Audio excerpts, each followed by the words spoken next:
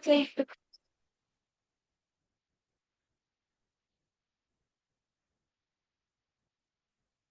ya, oke.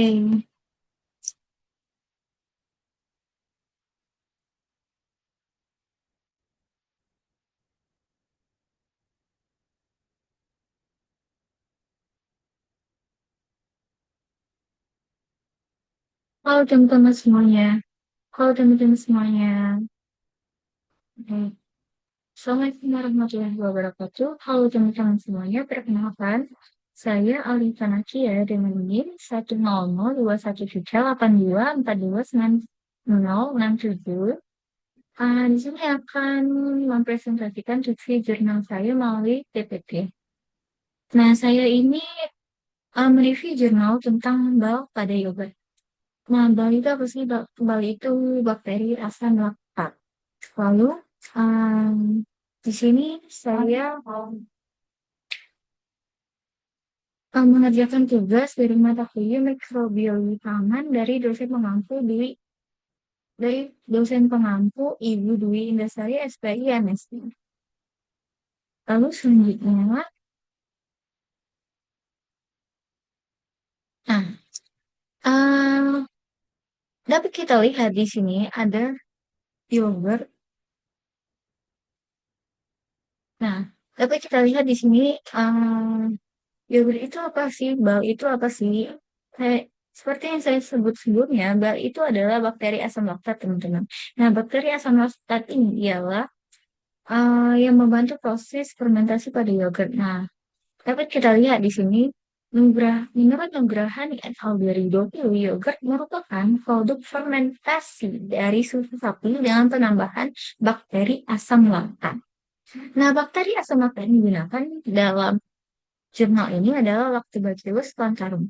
Nah, Lactobacillus plantarum ini diketahui memiliki senyawa antibakteri yaitu bakteriosin. Nah, bakteriosin ini dapat menambah sifat fungsional pada yogurt. Lalu di sini dapat kita lihat ya teman-teman, yogurt yang dihasilkan ada yogurt yang lumayan kental dan di sini terus ada yogurt Greek. Terus di sini juga ada yogurt dapat dimakan dengan apa? Di sini kita lihat kalau yogurt itu dapat dengan buah, granola, madu, dan semacamnya. Terlihat enak ya teman-teman. Lalu di sini ada menurut jurnal yang Hayat ya tahun 2020, jenis balao yogurt itu ada tiga macam, yaitu Lactobacillus bulgarius secara umum yang digunakan oleh masyarakat, lalu ada Bifidobacterius longus, dan Streptococcus thermophilus.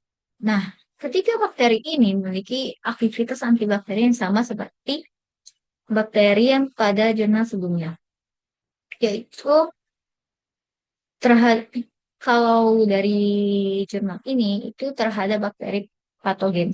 Ini mohon maaf ya teman-teman, ini terjadi typo pada saat saya membuatnya. Lalu, nah bakteri patogen itu apa aja sih? Yaitu Escherichia coli dan Staphylococcus aureus. Oke, nah di sini antimikroba itu apa sih? Antimikroba itu ialah senyawa dari bakteri bau atau bakteri asam laktat selama proses fermentasi. Nah, di antaranya itu ada asam organik. Nah, asam organik ini yaitu asam laktat dan asam asetat. Lalu ada disetil, etanol, hidrogen dioksida, reterin, asetaldehid, aseton, karbon dioksida, dan bakteriosin yang dapat menghambat pertumbuhan mikroba patogen. Dan ini yang merupakan menurut Mayu et al. 2010 dengan Garcia Tanan et al. 2014 di dalam Nur Hayati et al. 2020. Oke, di sini terdapat proses pembuatan yogurt. Nah, yang step pertama itu kita dapat melakukan dengan memanaskan susu untuk mematikan bakteri yang tidak diinginkan. Dan lalu jangan lupa didinginkan terlebih dahulu, teman-teman. Lalu step 2 baru kita tambahkan bal. Baliknya boleh terserah teman-teman mau lactobacillus, mau staphylococcus, eh mau bifido, maaf teman maksudnya bifido dan semacam. dan lainnya. Lalu di step 3 itu kita dapat mendiamkannya di suhu hangat, yaitu berkisar 40 derajat sampai 45 derajat Celcius. Oke, selanjutnya di sini saya eh, menemukan perbandingan metode di jurnal Nur Hayati et al. 2020. Nah, di dalam jurnal ini terdapat hasilnya yaitu bahwa aktivitas antibakteri terhadap Staphylococcus aureus ini dihasilkan dengan mulai dari stereotype konsentrasi 2% dengan 1,18 sampai 1,35 derajat dengan konsentrasi 10% itu dengan metode Chapram, dan kalau dengan metode sumuran itu eh, konsentrasi 2%-nya itu 1,33 milimeter sampai dengan konsentrasi 10% itu didapatkan 1,54 milimeter. Nah, dapat kita ketahui juga kalau bakteri patogen Staphylococcus aureus ini merupakan bakteri gram positif. Oke, selanjutnya itu ada aktivitas antibakteri terhadap bakteri E. coli yang dihasilkan starter yogurt di sekitar 0,75 sampai 0,90 milimeter dengan metode cakram. Dan tidak lupa kalau ini merupakan dari konsentrasi 2% sampai 10%. Lalu ada metode sumurannya yang berkisar 1,33 milimeter sampai 1,03 milimeter sampai dengan 1,21 milimeter. Nah, bakteri patogen E. coli ini juga merupakan dapat disebut dengan bakteri gram negatif. Oke, dari berdasarkan gambar ini terlihat jelas kalau memang metode sumuran merupakan metode yang paling besar daripada perluasannya lebih besar daripada metode cekam.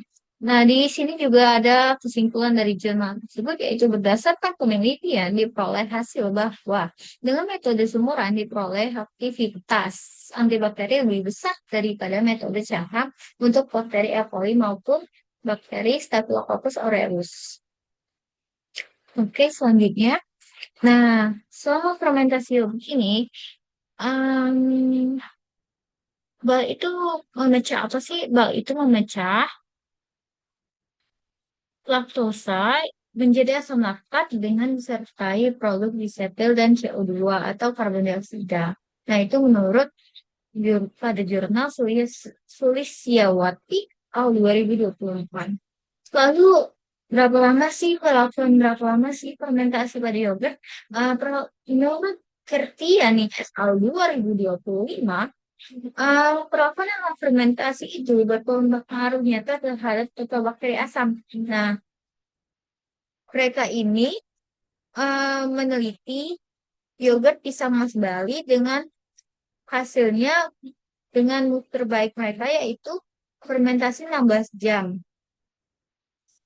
Nah, fermentasi 16 jam ini menghasilkan karakteristik mutu dengan jumlah bakteri asam laktat 9,13 log CPU per mililiter, total asam yaitu 0,59% dan pH sebesar 4. Nah, serta mutu sensoris secara sporin dan hedonik yang diterima. Oke. Dan selanjutnya ini ada dokumentasi jurnal yang saya gunakan untuk mempresentasikan review jurnal saya. Mohon maaf jika judulnya tidak terlihat, namun ini merupakan 4 jurnal yang berbeda. Oke, sekian dari saya teman-teman untuk review jurnal kali ini. Terima kasih. Saya ucapkan wassalamualaikum warahmatullahi wabarakatuh.